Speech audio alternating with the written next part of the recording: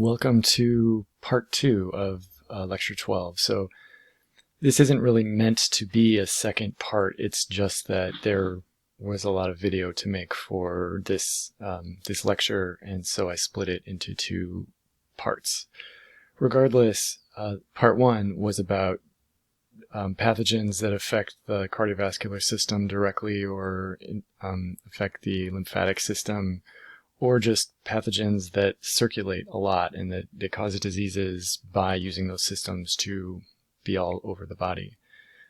What we're going to look at now are the ones that specifically cause a lot of the signs and symptoms by affecting the nervous system directly.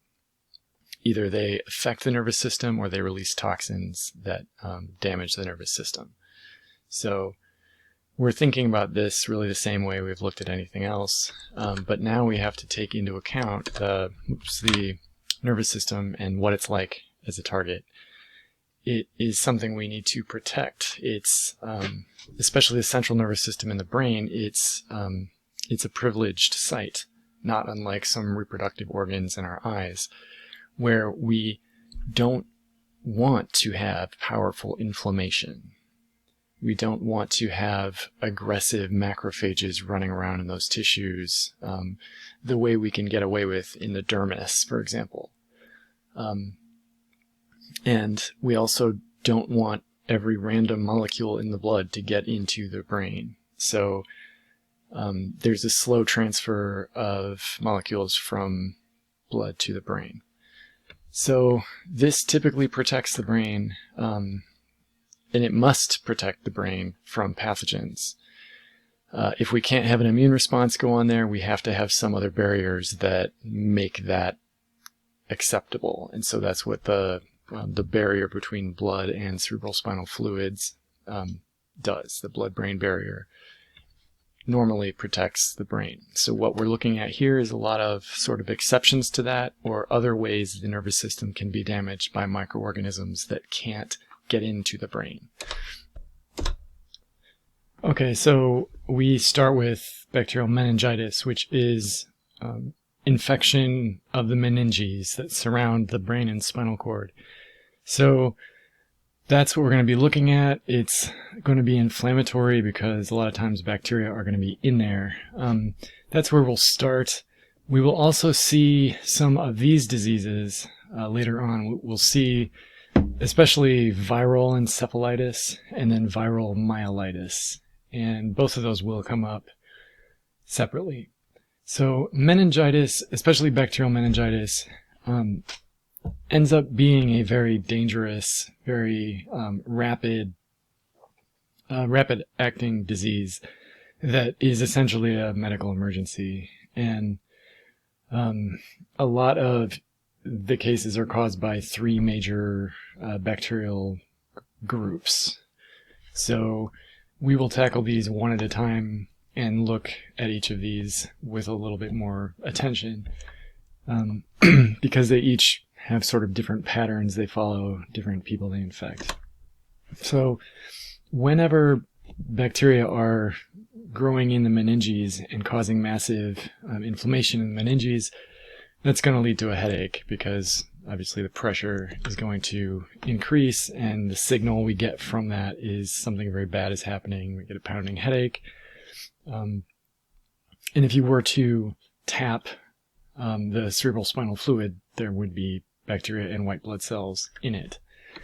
One of the signs you'd get that would distinguish it from other causes of bad headaches, one of those signs would be stiffness of the neck, again because of irritation of the central nervous system and a lot of inflammation. There'd be others, fever because of the inflammation, and vomiting, which I assume is happening because the central nervous system is being shocked, but I'm not sure. And so if you see these, it's certainly a possibility that bacterial meningitis is happening. And so the bacteria that cause it have a lot of virulence factors that prevent them from being destroyed by macrophages, including polysaccharide capsules. And they have to be able to cross the blood-brain barrier, so they have molecular tools that let them do that. And we don't have to get into that in much detail, but just be aware, most bacteria cannot do this. Most bacteria, even if they're in the bloodstream, are not going to enter the brain. So these are kind of specialists at that. And so the first one we will look at is the most common cause of bacterial meningitis, Neisseria meningitidis, which, well, it's kind of unusual, and it's a gram-negative coccus. Typically, cocci are gram-positive. And so that's one of the first ways people recognize it. Let's see. And it's more often called, in clinics, it's called meningococcus or meningococcus, depending on how people talk.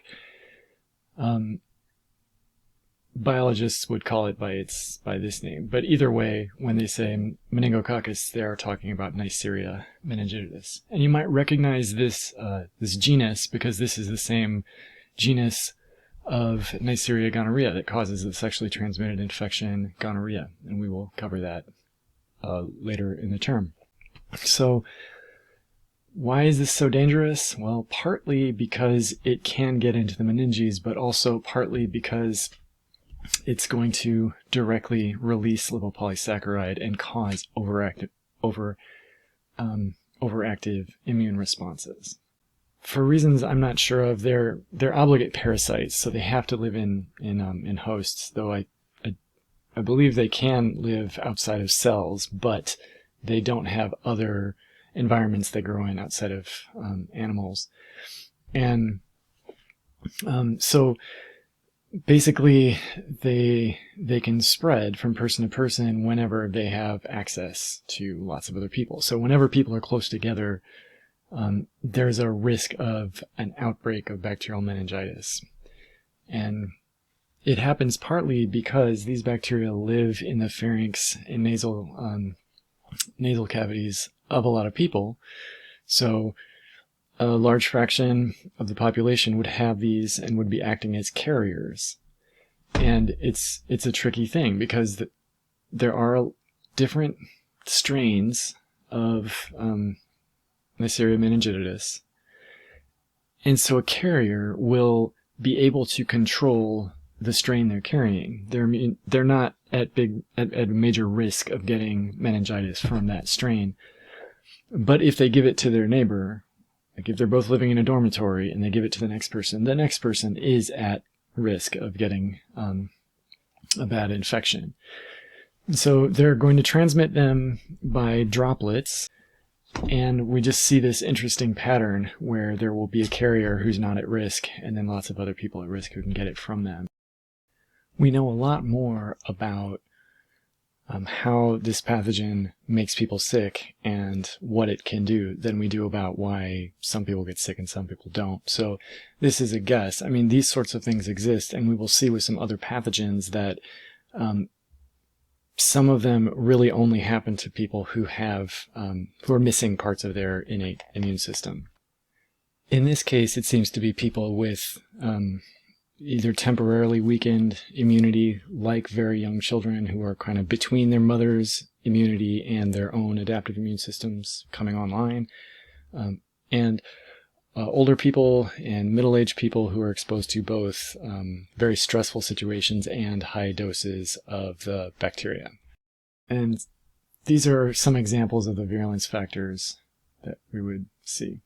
So as we can imagine, a bacterial strain that can grow in the meninges and cause really exaggerated inflammation all over the body can damage the brain and cause severe damage to a lot of organs. And like I was mentioning before, it will cause a lot of the signs that you'd get from any bacterial meningitis. So the headache, the stiff neck, and some of these other things, and you'll see a few other distinctive signs that we would look for. If it leads to uncontrolled growth of the bacteria in the blood, known as meningococcemia, that is more serious, and that would lead to sepsis. And that's not surprising because it's trying to aggressively cause sepsis by releasing lipopolysaccharide intentionally.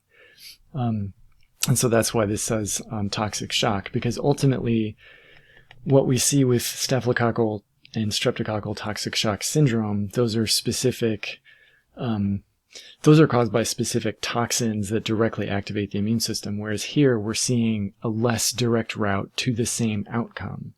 We're seeing a more natural activation of a dangerous immune response.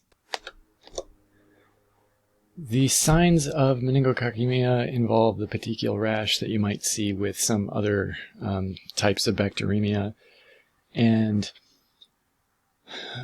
additionally, it's severe, so you're seeing signs of the sepsis, such as the tachycardia.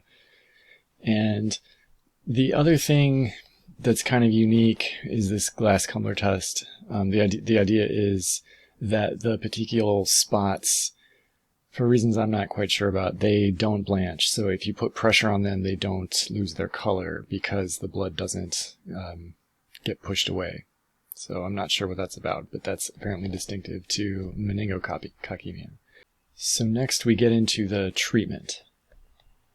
So as we can imagine, as this is a medical emergency, and part of the treatment would certainly involve trying to kill the bacteria, dealing with the intracranial pressure, dealing with overly active immune response.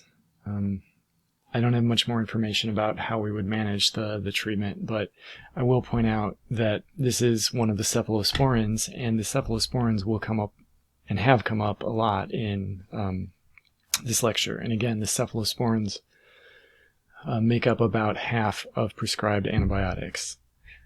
So they're a huge and very successful group, and remember, they work by interfering with peptidoglycan synthesis. So the last topic for Meningococcus is the seasonal patterns and the overall how common it is. We do see it in the winter, and that is typically because people are crowded together in the winter and in cold climates.